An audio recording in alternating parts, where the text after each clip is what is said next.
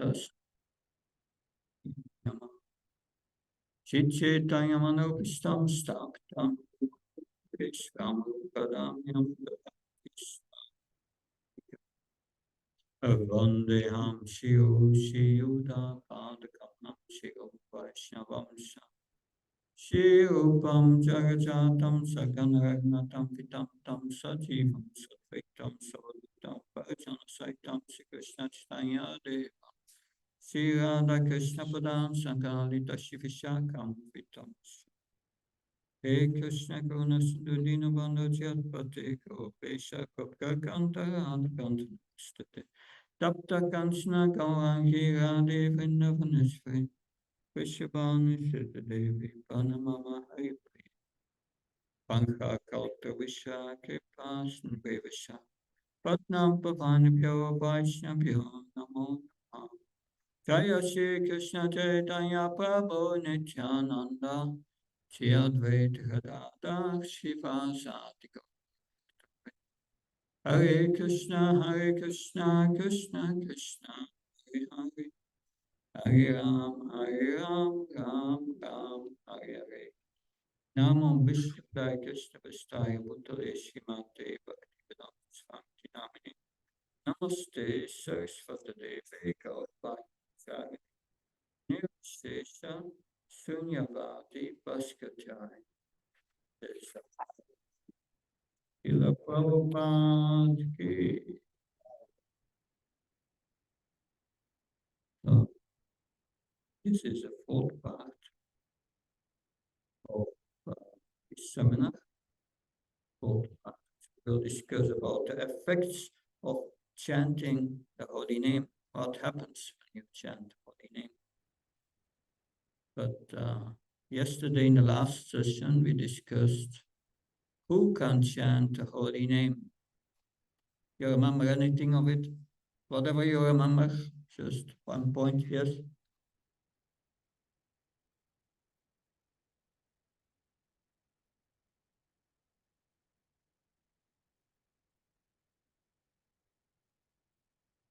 Yeah, so Jamil was very sinful, and that was a very sinful life.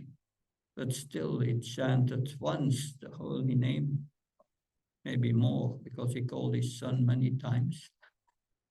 And so he became purified, although a most unqualified person in general terms, but still he was chanting. Something else you remember? Anybody can chant the holy name. Anyone, yes. It's for everyone, because everyone is a spirit soul, is a servant of Krishna, and therefore has the right to connect with Krishna, because that's his natural status, to be connected with Krishna as a servant, engaged in devotional service. Anything else? No? But one may say, yes, Ajamil, he was very sinful, but in the beginning of his life, he was a devotee.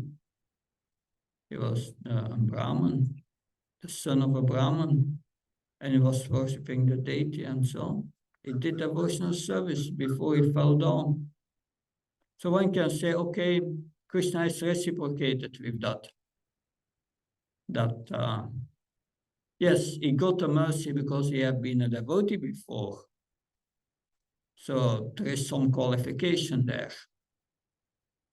So is that true that you must have some qualification? Do we have examples of those who don't have? Certainly no qualifications like Ajamil.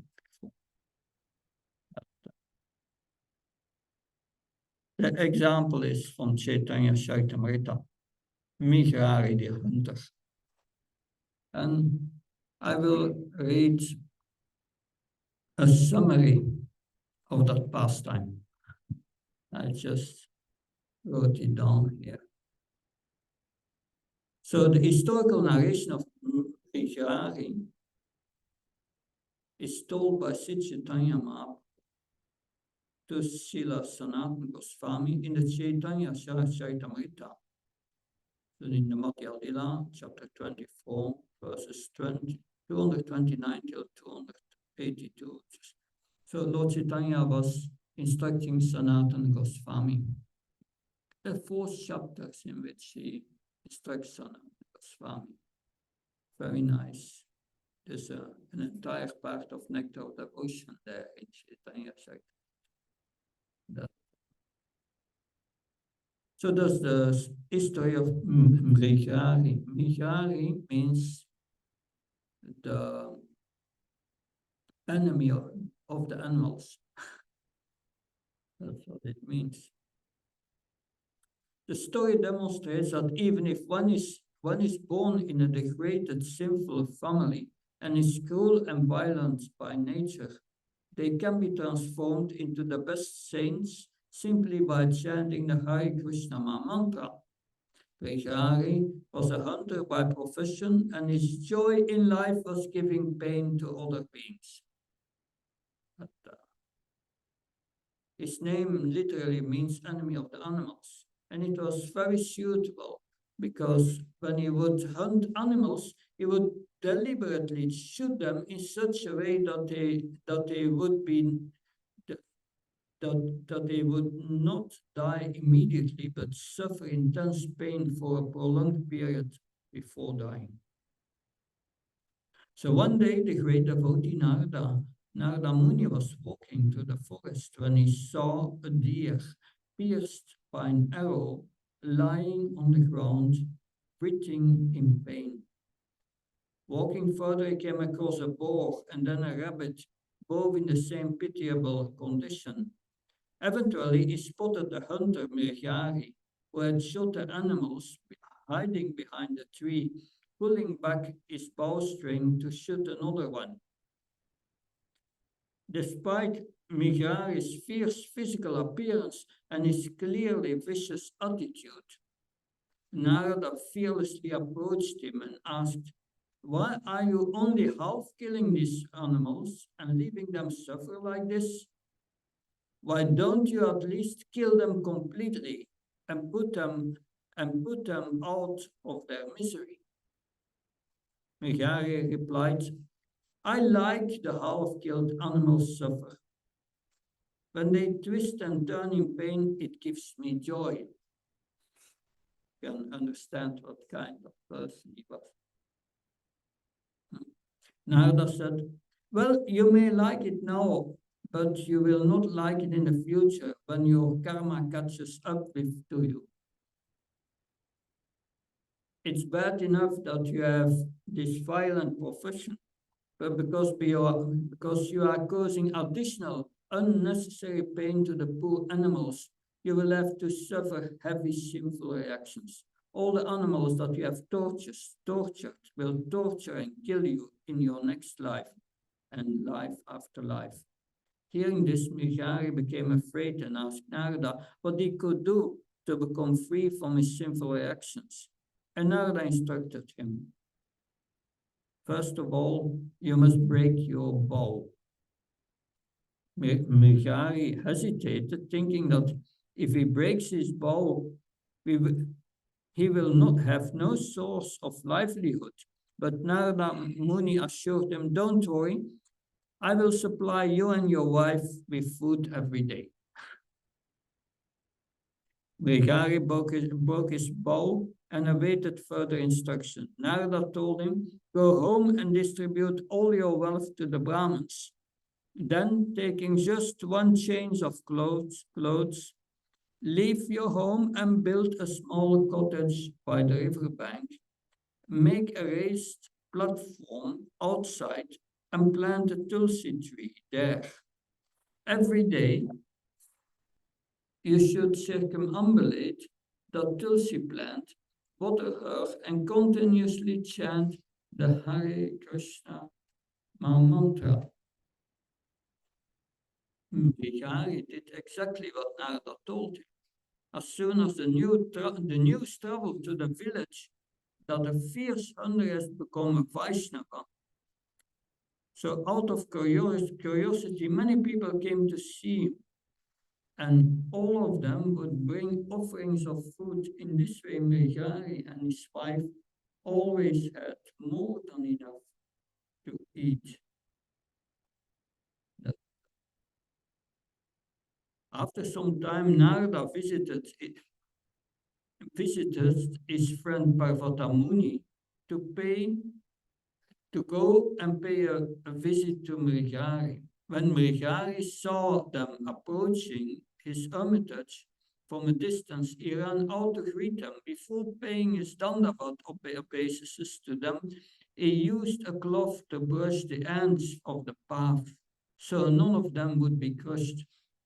The sages marveled that the same person who once took great pleasure in seeing animals in pain could not bear the thought of hurting even an ant. Arriving at the hermitage, Brigari washed the sage's feet and sprinkled the water on his and his wife's heads. When he chanted Hare Krishna mantra in the presence of his spiritual master, his body trembled due to ecstatic love for Krishna, and tears welled up in his eyes. He raised in his hands in the air, and danced unabashedly, exhibiting all the symptoms of a highly advanced spiritual personality. Which a highly advanced spiritual personality is experiencing, the divine bliss of pure love for Krishna. Such ecstatic love is rare even among Brahmins and transcendentalists, but it is easily possible for even a low-born person who with full faith devotes himself to the chanting of the holy name under the guidance of a bona fide spiritual master.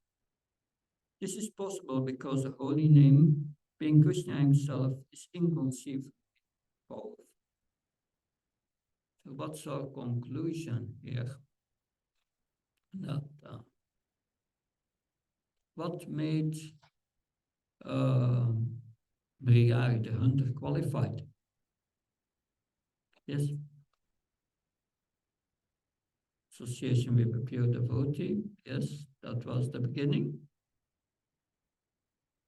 And then surrendering to Muni's instructions, yeah. description, the process, chanting. Yeah, so following the instructions of Narada Muni. And then the chanting. The chanting made him qualified, made purified his heart, because he followed the instructions. So chanting makes one qualified. What is the qualification to chant? The qualification to chant is to chant. That's the qualification. Yes. And this is confirmed also in at the end of the third canto, teachings of Lord Kapila Deva. There are two verses which Srila Prabhupada always quotes to show that just by chanting we become qualified. And this is the first one.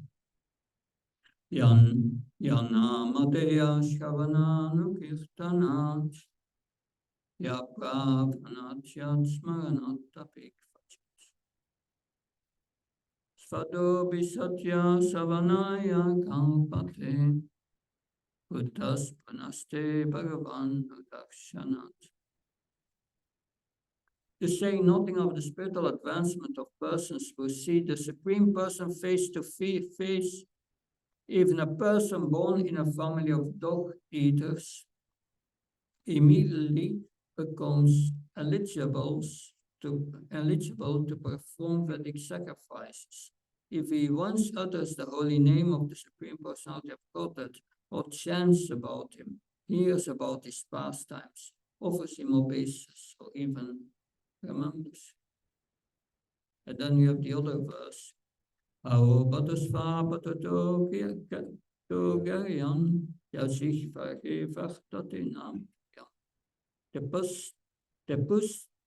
Tepustapaste Jovusas Nugarya Brahmanucharnama Shinantite.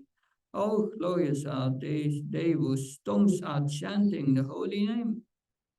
Even if born in families of dog eaters, such persons are worshipped.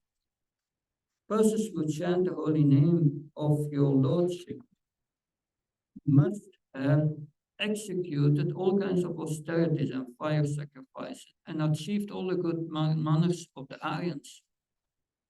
To be chanting the holy name of your Lordship, they must have bathed at holy place of pilgrimage, studied the Vedas, and fulfilled everything required.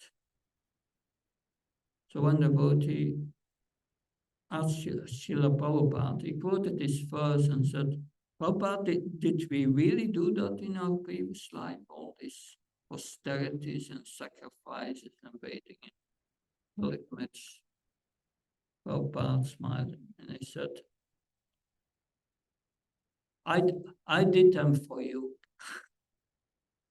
So that's the mercy of the spiritual master. That yes. So it doesn't matter that you are born as a meat eater or in a low-born family. The holy name is so powerful that it can overcome all, one can overcome all these obstacles. There is no external impediment to chanting and no prerequisite that so anyone can chant, because by chanting one becomes qualified. So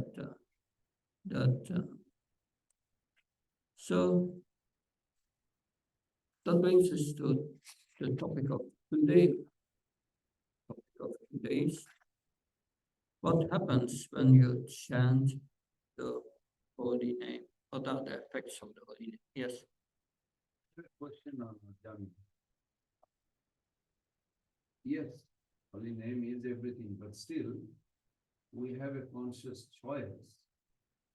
As Krishna says, 15:15 Bhagavad Gita, Sarvasya Chaham Nidisham Nishta Matta Smriti Jnana Apaham. So, whether Ajamil has a previous karma or result that he's going to suffer in this life, but still he has a choice, he made the choice to go with the prostitute. It was not like somebody. Psychophysical nature is very powerful, I understand. But still, otherwise, the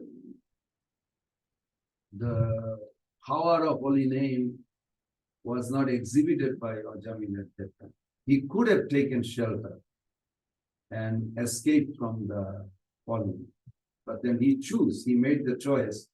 So it's not really fault of anybody else but his mistake.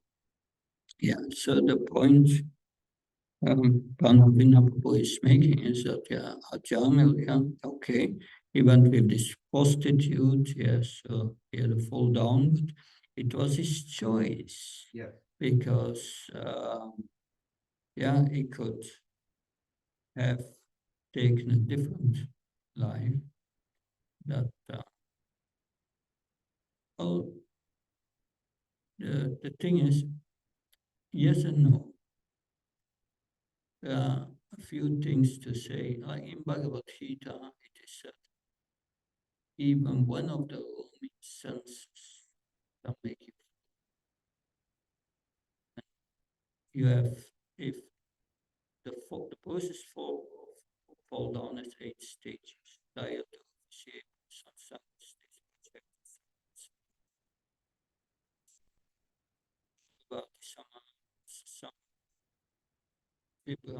yeah. Anyway, so eight phases of fall down. But mostly diet, start with diet, and then lust develops. You become attracted.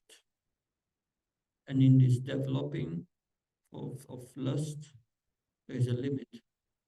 Once you go over, you go over that limit, you come under control of the lust. And there's no way back. There's no way back with your intelligence. You can say, I want to go back, but you have lost your intelligence. That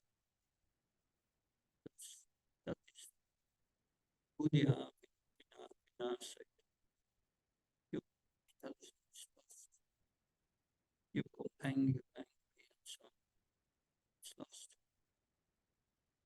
It's covered. Avondom gaan, eten gaan.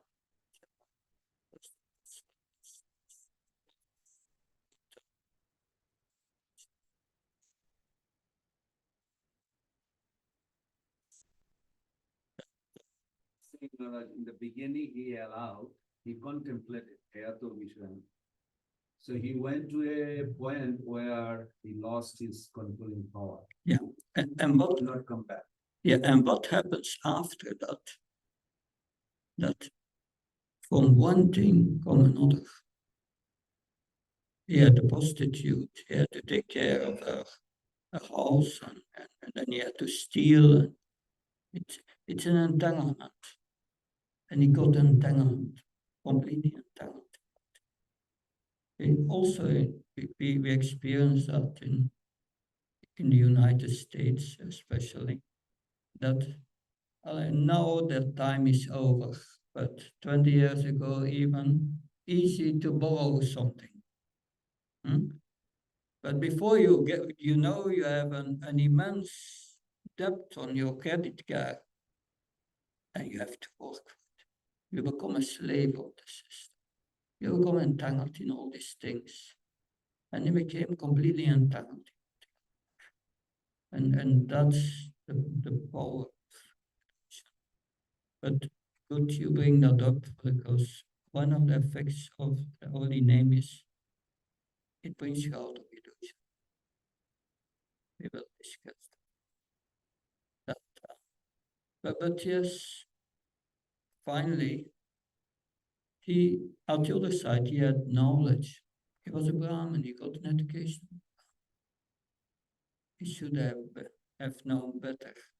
But Krishna is so merciful and made arrangement for him to bring him back. Because he was chanting the holy name, and the sinful reactions were gone. But even when the Yamadutas were there, doesn't mean he was a devotee yet. No, then by the conversation between these Yamadutas and the Vishnudutas, he understood. His intelligence started to come back. And he took 3 vows at that moment, 3 decisions. Or he had 3 benefits of that experience. The first is he saw these Vishnudutas, which were like Krishna. Like Maharaj Pariksit saw the Lord in the womb. He could never forget it, and he could never forget his forms. But he heard this conversation and he understood all the nonsense it did.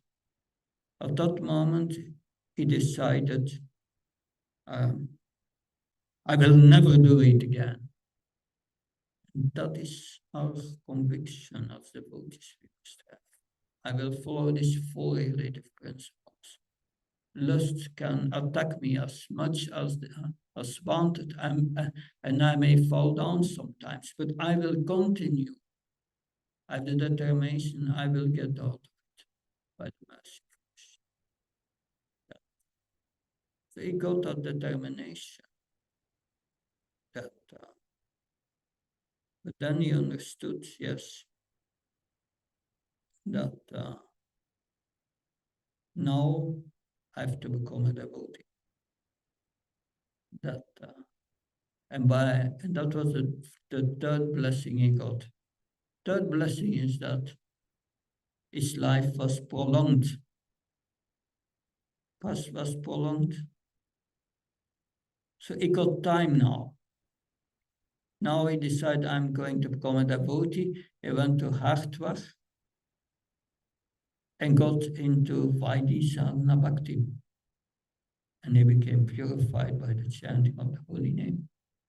He became purified by the chanting. and then he attained perfection. So the experience itself didn't give perfection to Ajamil, but put him on the path of perfection. He was purified. He got nishta, liberation already. Liberation is only the first step. That he was near to liberation. And he could go. That's a great lesson for all of us. So the 12 years in Hardwar is the part after the Nishta? Yeah. That's that. Then he started to develop love. Because in Madhura Kanambini it said, by the chanting of the holy name, by the chanting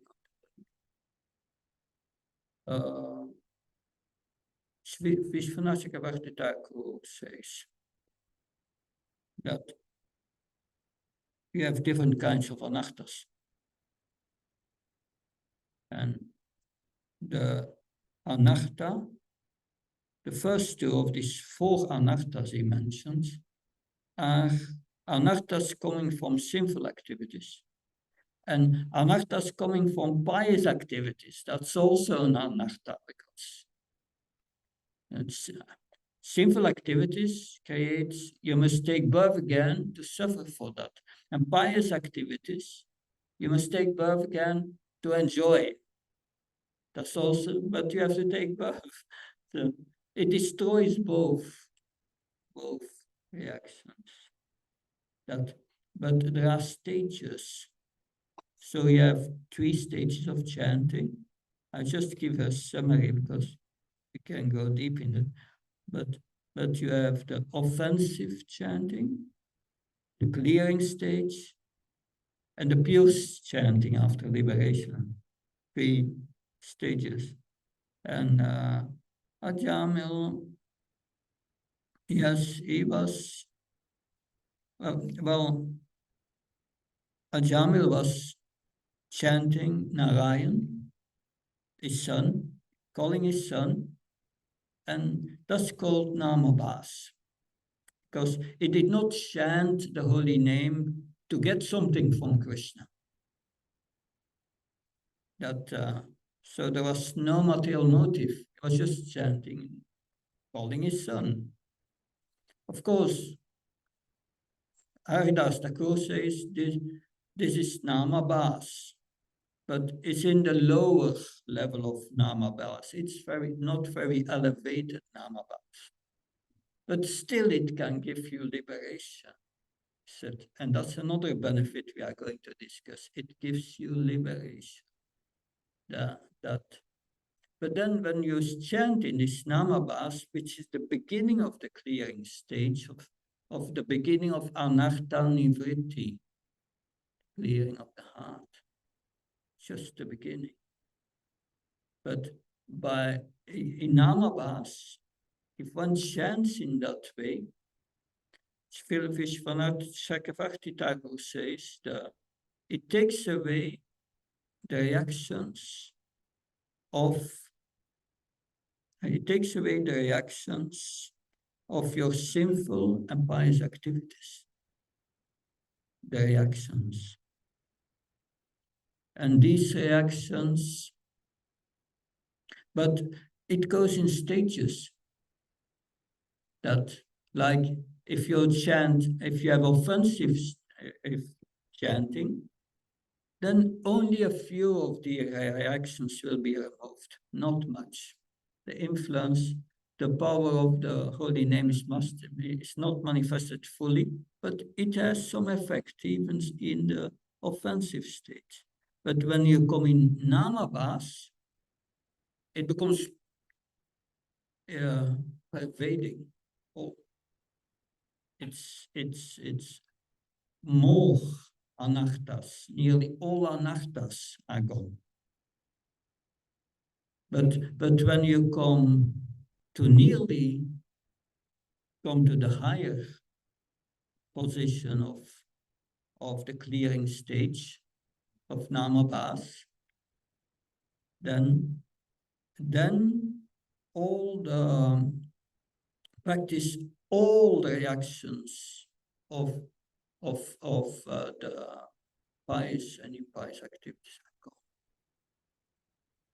And that is that was the benefit that Ajamil got. That, but of course, these are not the only anarthas. There are anarthas which are more difficult to remove than the anarthas from pious and impious. There are two more that, and these are anarthas by offensive mentalities, offenses that, and seva, but that's not so serious, just by chanting. But offenses that if we make offensive chanting, that blocks us to entering this namabhas.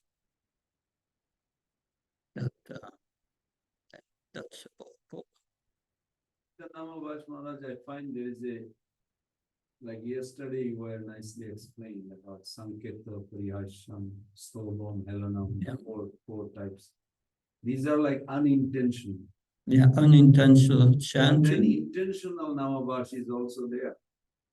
Like Chaya Namabhash, Pratibimba Namabhash. Yeah, these are these two types of shadow that so one will feel some shadow ecstasy, but it's not the real thing in the higher status of namabhas. But it's like now the sun shines. If there are clouds, you have the daylight, and the daylight is like namabhas. But when we see the full sun, then it's a pure chant. That you have these different levels. But we were speaking about the chanting removes all karma. Now that is something to be understood more deeply. That in the Padma Purana is mentioned that there are 4 kinds of karma. Aparabdha karma, and then parabdha karma, and then kutam, bija. That it's a bit like to understand these 4 types of karma. I tell always a story of a drunkard. Like mostly Saturday evening. So when a person is going out that all night drinking, he drinks the whole night, and then next day when he gets up, it's not good. He has to vomit. He didn't feel good. That he has his head is like migraine. He's suffering like anything. He's suffering like anything, but he thinks, yes, I'm suffering, but yesterday night I had a good time. I had a good time. So the migraine and the vomiting and so on is parabdha karma. It's manifest, that karma. But then he thinks, yes, I had a good time yesterday. So this is kutam. The inclination is still there. It's not removed. And a few days later, he thinks, bija, I'm going to do it again. And then next week, he's drinking again. But of course, then if he continues drinking like that, in a few years, his liver will be ruined. That's not yet manifest, but that's aparabdha. It's already there, but it's not yet manifest. So in Nectar of Devotion is mentioned these four types of karma by chanting the Hare Krishna are removed. But to get really a mature understanding of that, one must understand this body. This body is made of karma. This body is a karmic reaction. So if you chant Hare Krishna, and if all your karma is gone, you disappear. So still, there is this parabdha karma, but this parabdha karma, Prabhupada says, is like a fan, electric fan. When you pull out the electricity, then it's still going a little. So it's running out. It's running out because our heart is pure, our subtle body is spiritualized. And therefore, when you leave the body, there's no new gross body generated. It's not possible. But it's running out. At least that's for a pure devotee. But we have all a big stock of karma for millions of births. And in this lifetime, we get only a part of it. Only a small part. It is said that in the scriptures, for killing a cow, for eating meat, it's all the same. For selling meat, what's the punishment? Someone knows? What's the reaction for that? Every hair in the body of the cow. Yeah, you have to take as much births as there are hairs on the body of a cow.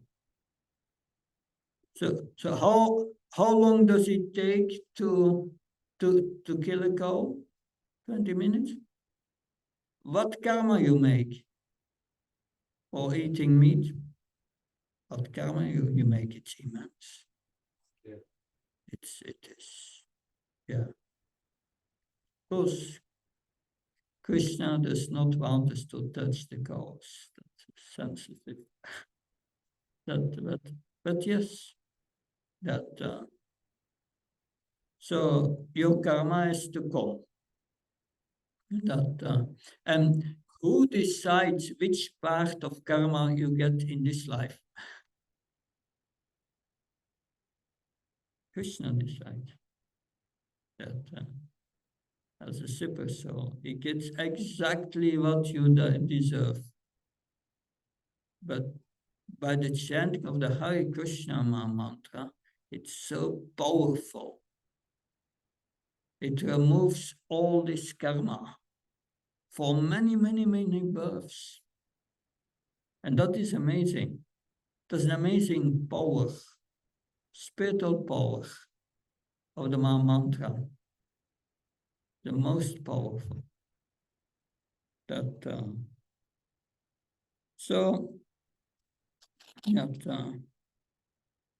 Because we have such a stock, a pile of sinful reactions that it will take many, many, many, many births otherwise to get out of it. And of course, most people become entangled and become deeper and deeper. They're implicated in karma. I have here some some quotes, because we have always to back up what we say with the scripture. This from Padma Purana. Aparabda phalam papam kutam bijam phalamukam kaminaiva praliyate Vishnu bhakti-ratatmanam. For those who are engaged in the devotional service of the Supreme Personality of Godhead, all sinful reactions, whether fructified, phalonmukam, in stock, aparabda, on the way of developing seeds, kutam, or already in the form of a seed, bijam, clearly vanish. That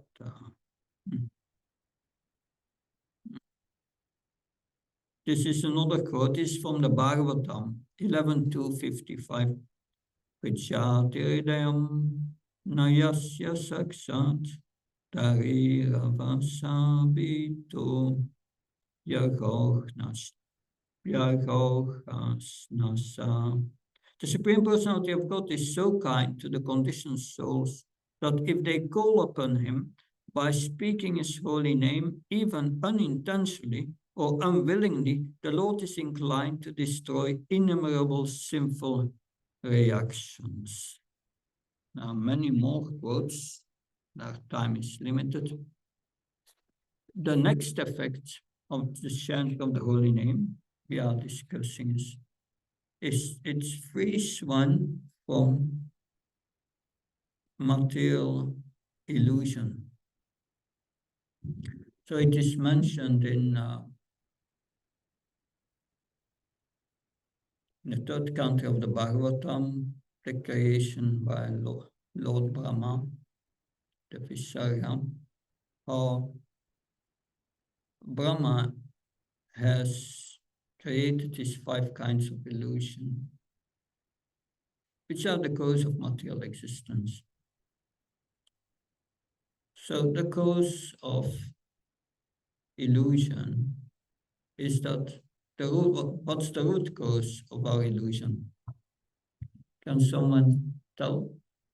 The root cause of material illusion, why are we identifying with the body? Turning away from Krishna. So the root cause is we forget Krishna. And when we forget Krishna, we forget ourselves, who we are. And then we are thinking ourselves something else than we really are. That we think ourselves the enjoyer. We come up with the philosophy, you live only once, enjoy. Most people think like that. And that is the illusion, that who is going to say you live only once? How do they know? Can they prove that? And life is for enjoyment. Why are they not enjoying? That finally there is very little enjoyment in this world. But that's the illusion, that they think himself the enjoyer. Bhakti Pragati Jan Gunan. And then, of course, if you want to enjoy something, you become attracted to things in this world, and you want to enjoy this and that, and you think that this is my wife, my husband, this is my car, my house.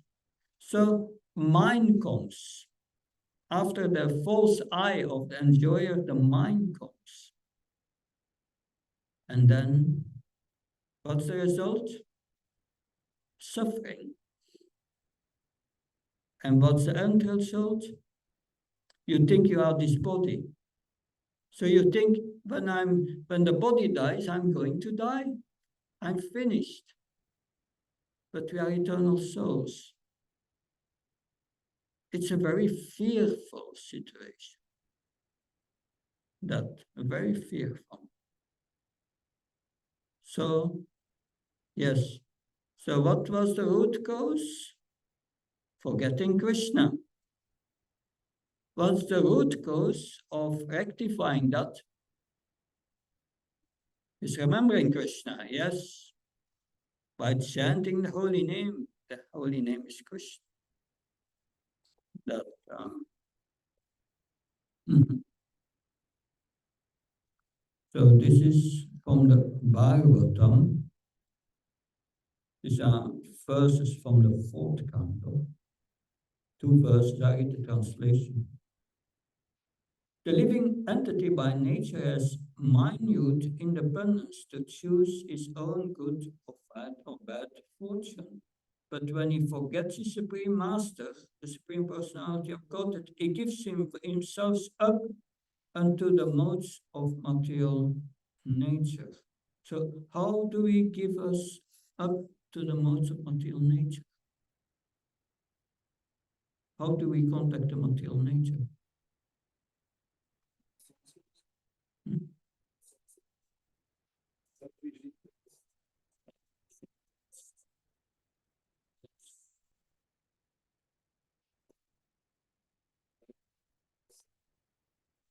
Right. That's Bhakti Bhakti Chant. That is trying to exploit material nature for selfish activities.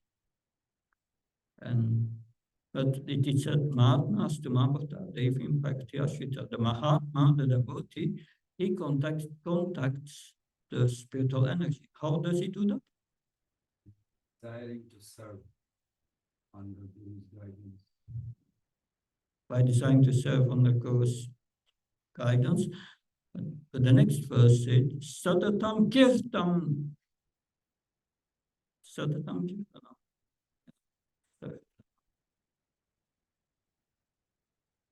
Ja, Satatam Kirtanam.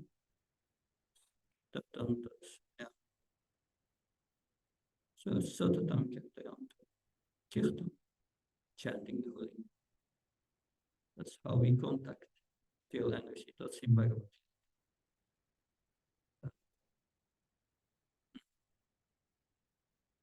So we should not give us up to the modes of material nature. Stop that. Being influenced by the modes of material nature, he identifies himself with the body and for the interest of the body and becomes attracted to various activities. So we create a whole world and we become attached to it. We create a false self. But that false self and everything you have created will vanish. That's material nature.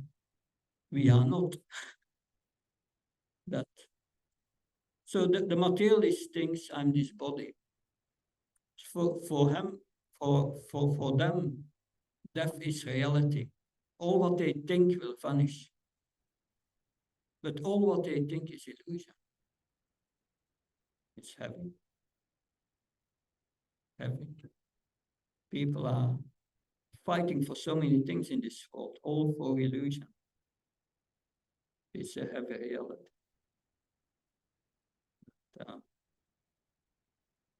And difficult to understand. That you can explain this to people, they will not understand. No way. Krishna does not allow them to understand because they have chosen for the illusion, not for Krishna.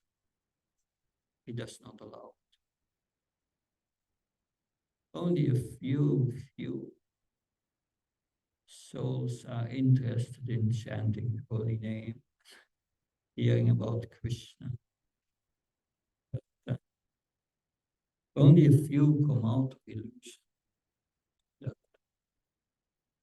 So when one thinks I'm this body, for example, I'm a young, white, middle-class American woman, daughter of these parents, mother of these children, wife of this husband. I live in this city, teach at school. These material identification create fear and anxiety because they are all temporary. That actually they are illusory because the true self, the eternal soul within the temporal body, within the temporal body is none of these things. So we see that this deity Vishyapun, you become attached to things, that attached to a new car. You have a new car and someone makes a little scratch in it, and you feel the pain immediately. My car. If that happens to someone else's car, I don't care, but my car, then it's serious. Ahankar. I'm the car. That it becomes so deep that this illusion, that and people suffer because of this. But the devotee who chants gradually, he starts to feel inside, I'm not his body. That feeling comes. Even from the beginning, you feel, I'm not his body. The deep realization may not be there yet, but you feel. It brings you out of illusion. Because this is his famous verse, the 11th canto, Payam tvite binisev pasat syat, isat-dasya vipayosmiti. Yeah. Fear arises when the living entity misidentifies himself as the material body because of absorption in the eternal illusory energy of the Lord. When the living entity turns away from the Supreme Lord, he also forgets his constitutional position as a servant of the Lord. So we forget Krishna, we forget who we are, and we accept the false identity. This bewildering, fearful condition is affected by the potency of illusion called Maya. Anyway, much more to say about this, but I want to go to the next effect. Chanting of the holy name purifies the chanter. So what's the problem in this world is that we are covered by anarthas, unwanted desires to give pleasure to this temporary body in so many ways, so many varieties. And we have been cultivating them for many lifetimes. So these anarthas take different forms. It takes the form of bad habits, evil thoughts, negative emotions, attachment, aversion, sense gratification. They are all impediments on the spiritual. But in the Bhagavatam, that after Narada Muni,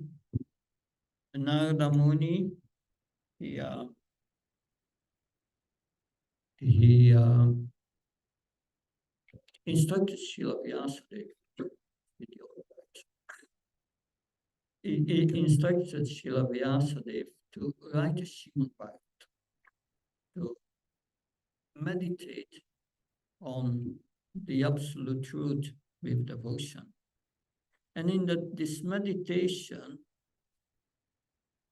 he immediately sees the spiritual realm and the material realm.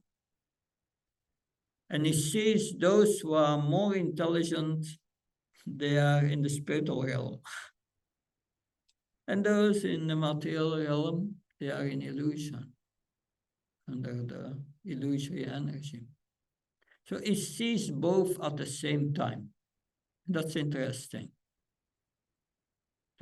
He sees the spiritual energy, Yoga Maya and Maya. Yeah. Anyway. And Maya at the same time. So when one starts to chant one starts to see how people are kept into illusion, how they are suffering because of their attachments. One sees that, and one knows the root cause. One sees the material energy acting that in this world, that the three modes bewildering everyone, but he sees also Krishna's hand. He sees also the spiritual energy that our Krishna guides his devotee from within the heart. That also Vidura, he saw that. When Duryodhana, when in the presence of Duryodhana, then Vidura advised Dhritarashtra, get rid of your evil son, Duryodhana, because he will cause the destruction of your dynasty. And Duryodhana heard that, and Duryodhana became angry, and he drove Vidura out of the palace. And Vidura could see how Duryodhana was brought in illusion,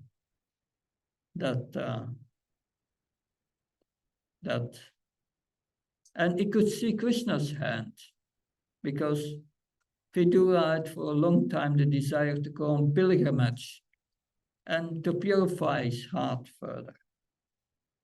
And he saw this is Krishna's arrangement, and he became very happy inside. Now I can leave this entanglement in this palace and all this politics and go on pilgrimage and associate with pure devotees. He saw the spiritual energy and he saw the material energy working at the same time. So devotee, when we start to chant, we start to see how people are brought into illusion by this false I and mine. And that's the beginning for purification.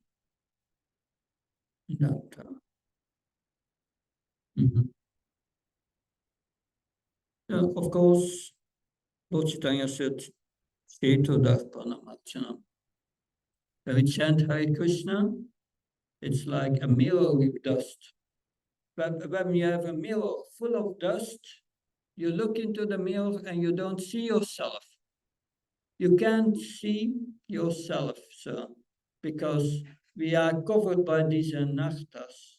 We can't understand our real self as a spirit soul. But we have to cleanse it away by the chanting, remove the dust. And then we come to understand our true self. My mind from Suchi Vedoki. We are a part and parcel of Krishna, servant of Krishna.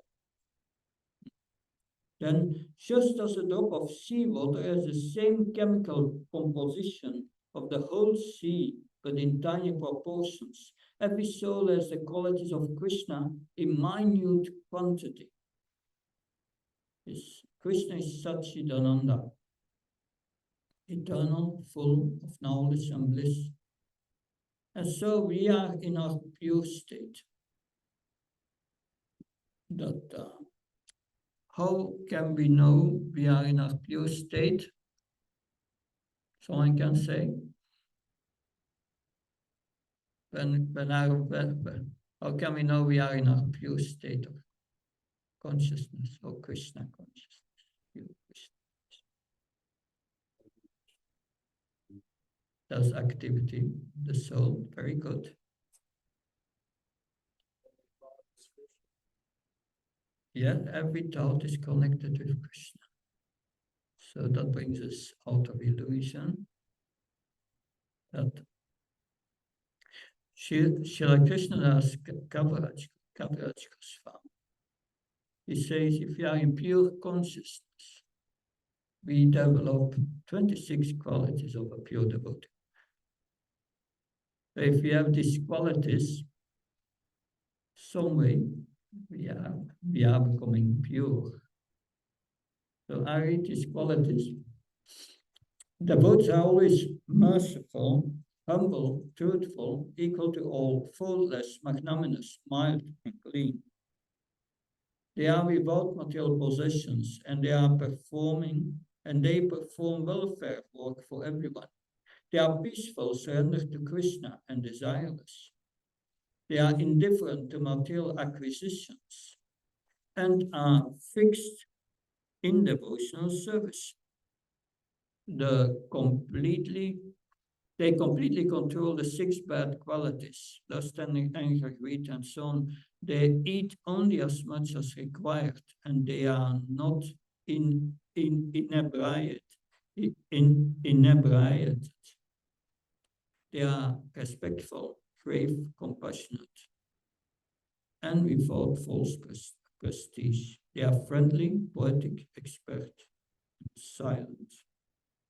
Of course, there are much more qualities that Titiksha Vakarunika Surda Sarvabe Deinam. These are the characteristics of a sadhu described in by Lord Kapila Dev. He's tolerant, merciful, he's a friend of all living entities, he has no enemy.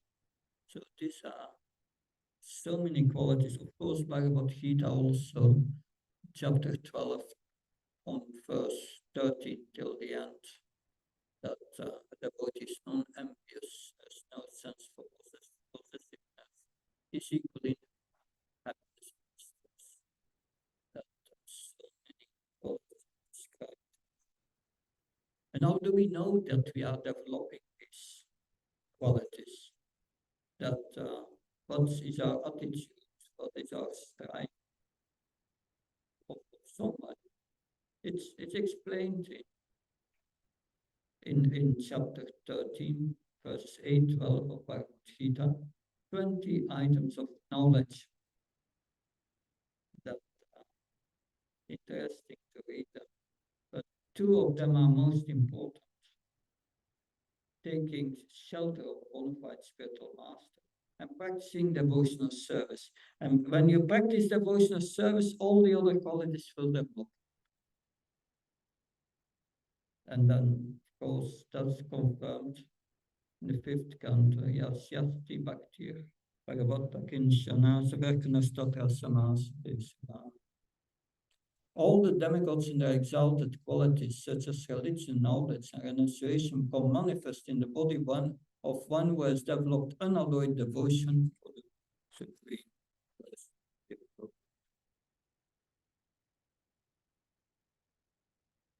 Now, another effect from the chanting is that it grants liberation. That this world, Krishna says, is dukkhalayam shashvatam, is full of misery. The dukkha, the alayam, which is dukkha, is only misery. That so whatever you try to do in this world, you will have a degree of misery. That and Krishna says also ashashvata. It's temporary. That we get a moment of happiness, but then it's so. So it's very short, and mostly the suffering is longer. The renunciation of it's longer. That, but yeah. Abrahma Bhuvanadoka Punavartinarana. So Krishna says from the highest planet till the lowest planet are all places of misery everywhere. Therefore, the devotee does not seek happiness in material existence. Prabhupada says to begin devotional service, one must be convinced there is no happiness. heavy but true. What we take as happiness is momentary absence of suffering. Yeah. Therefore, the wise, they do not seek happiness in material existence. What do they seek? They want freedom from the cycle of birth and death. Get out of it. That, and so many try, the impersonalists, they want to merge with Brahman, the Jnanis. They will try to come out of it by austerities. But Krishna says that's difficult. Klesha diktasya samavyakta shakti. Very difficult. That. But on the other side, Krishna says in Bhagavad Gita, Yadu sarvani karmani maisan yasyamatpa ananyane viyogana amdayante upasti tesham samudakta mrityu samsara sagat bhavani nashira parta mai vishita sedasam. But those who will worship me, giving up all their activities to me, and being devoted to me without deviation, engaged in devotional service, and always meditating upon me, having fixed their mind upon me, O son of Krishna. For them, I'm the swift deliverer from the ocean of birth. If you are devoted to Krishna, you do all your activities for Krishna, Krishna comes to deliver personally. That's what the verse says. Of course, there was a discussion between Haridas Thakur and Gopal Chakravarti. So Haridas Thakur was chanting every day 300,000 times the holy name of Krishna. He did practically nothing else than chant.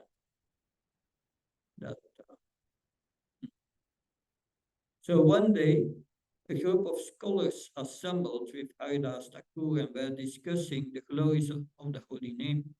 Haridas Thakur citing and explaining verses from different scriptures like the Bhagavatam. He was glorifying the holy name in Krishna. And he said, Mukti tucha falahaya nama vas paithe. Liberation is an insignificant result from a glimpse of awakening of offenseless chanting of the holy name. Offenseless is, namabhas. Just by namabhas, one gets liberation, he said. Of course, it is said also in the Bhagavatam, Lord Narayan is explaining, my devotees do not accept Saloka Saski Samipya Sarupya of oneness with me. Even I offer these liberations in preference to serving me.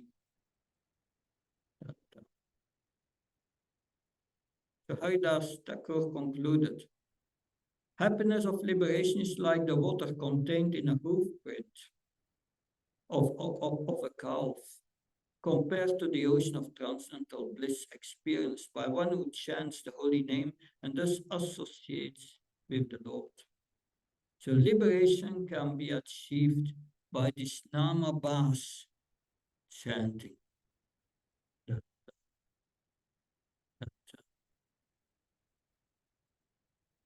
But yes, but then Haridas Thakur said, and that brings us to the real effect of the final effect of the holy name. Haridas Kaina, Namera Edui Fala Naya, Namera Fale Krishna Padi Prema Upajaya.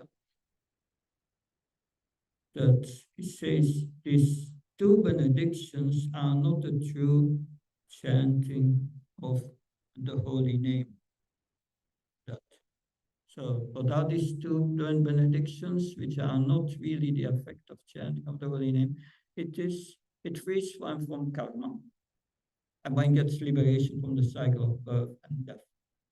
And Haridas Thakur said that's not the real result of the chanting. That without just actually by the chanting of the holy name without offenses, one awakens one's ecstatic love for the lotus feet. So that's the real effect of the chanting. The other, that of course you have these three stages of the chanting. First is the offensive chanting. One chants with offense.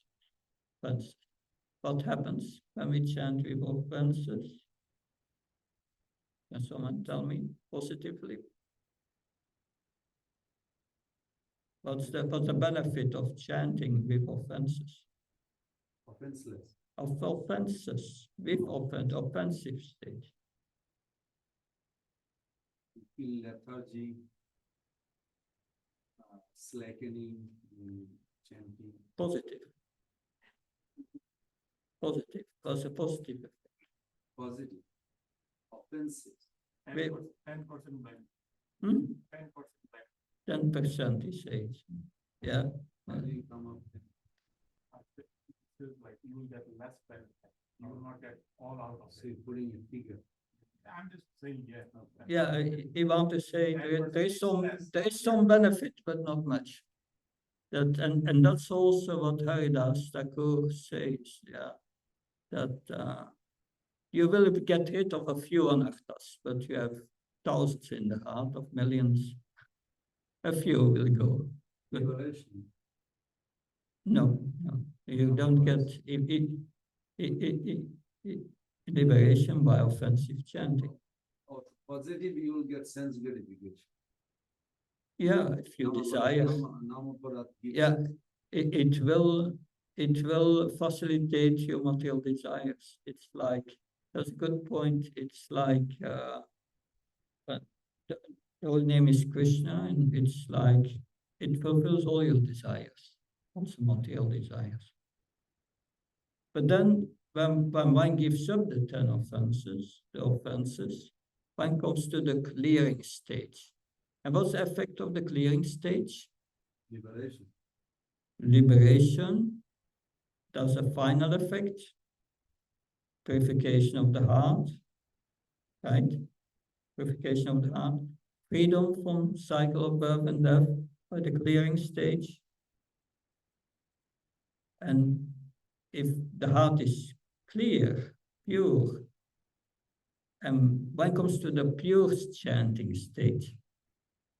And what's the effect of the pure chanting? Yeah. 9 symptoms that Chaitanya liberation, which can't be observed the power of Yeah, these are the details.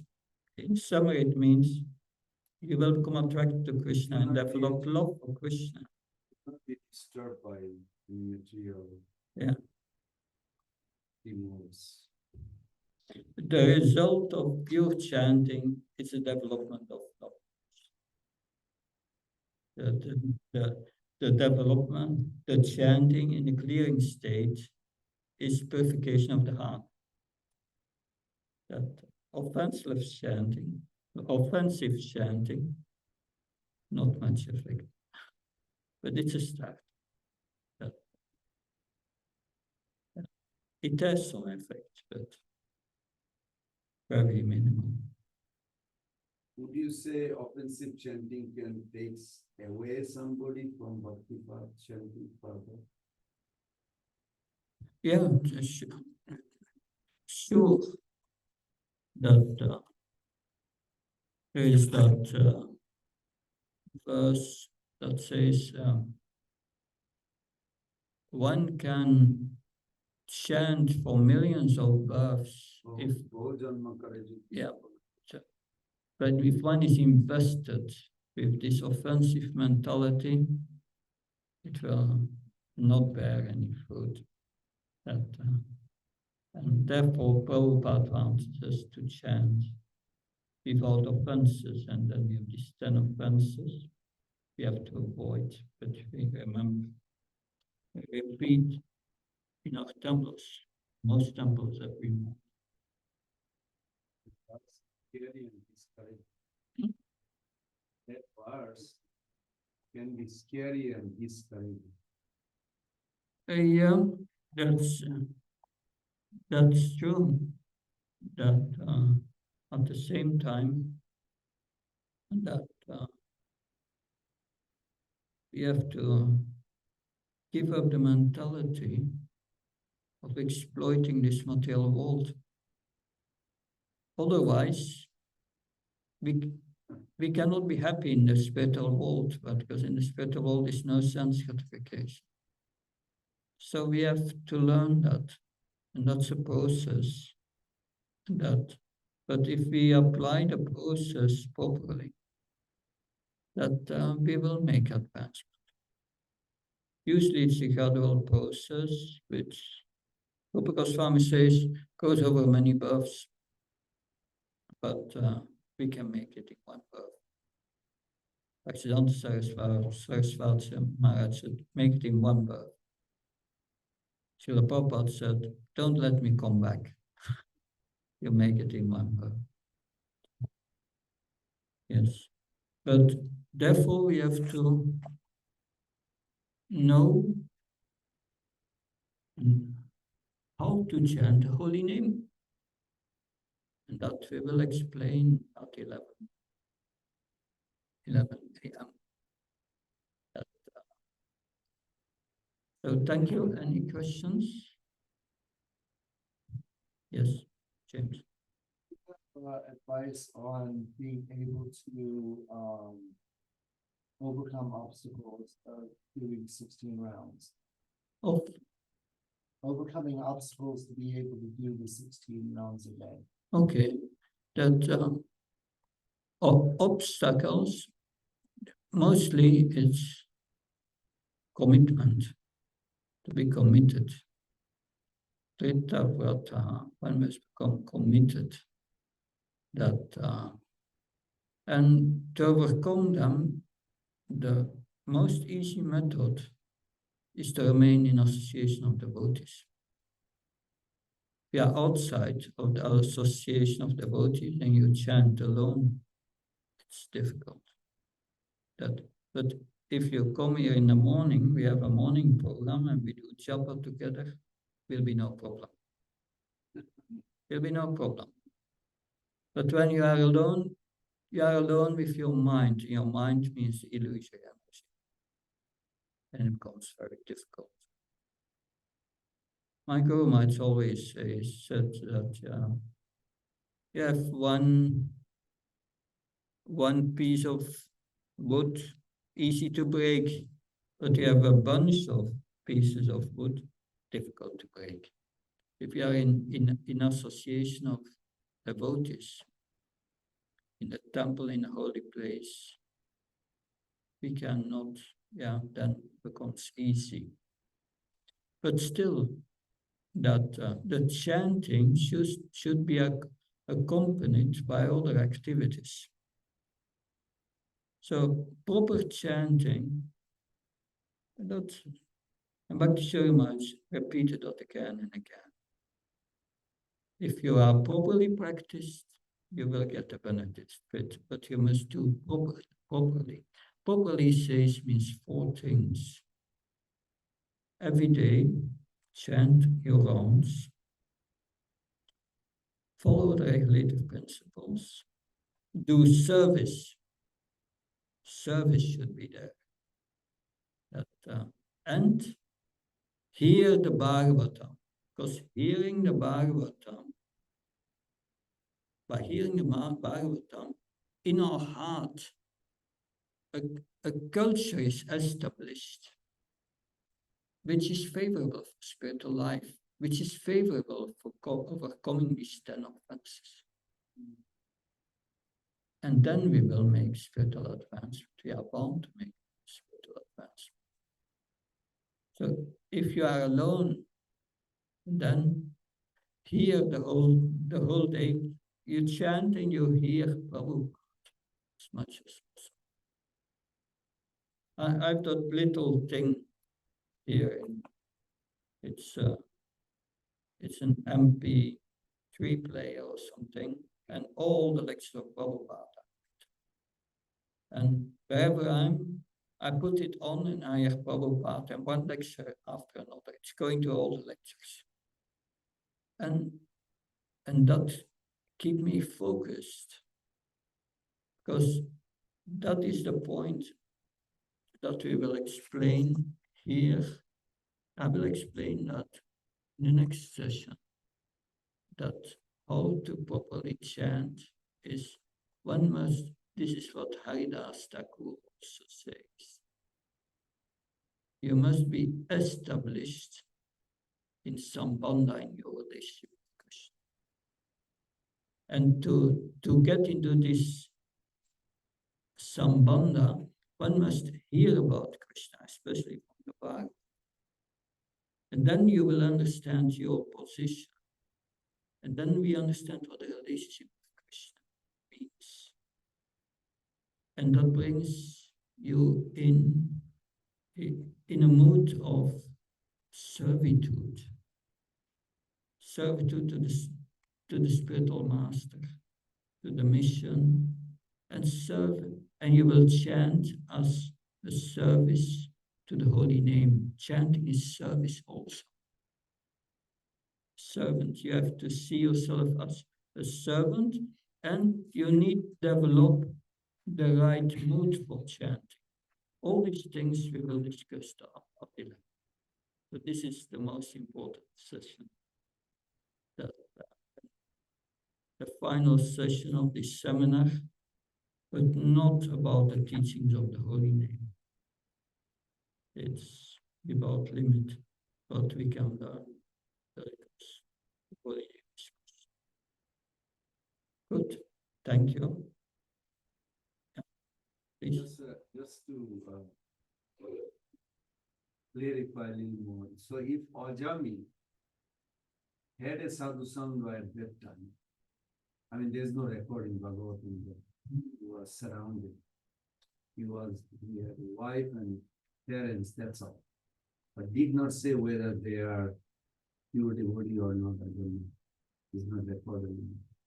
So if he had a sadhu sangha, even though he is bound by previous psychophysical nature or reaction of his previous karma, would he escape? Yeah, so the question was, Ajamil, yeah, if he would have association with devotees, could he have escaped from this illusory energy? That, sure, it is said in the Bhagavatam, even a moment association with pure devotee brings you on the path.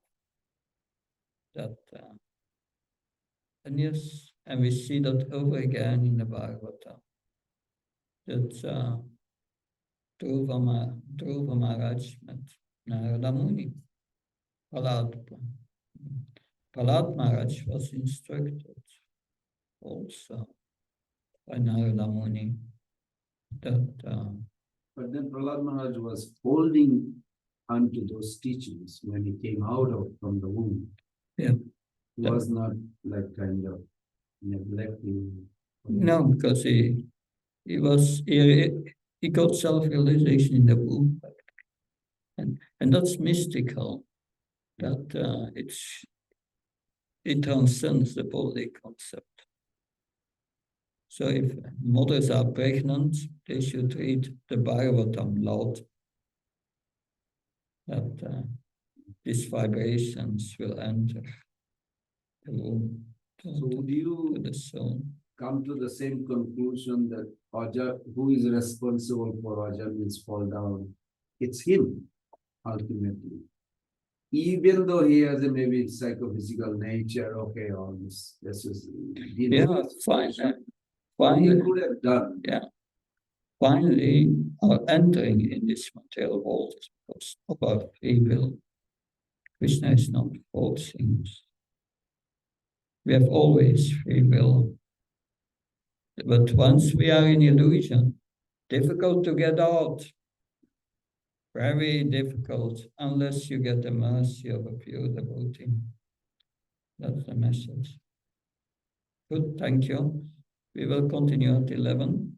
Can now go to the breakfast. I'm looking forward to see you soon. Srila Prabhupada ki jai.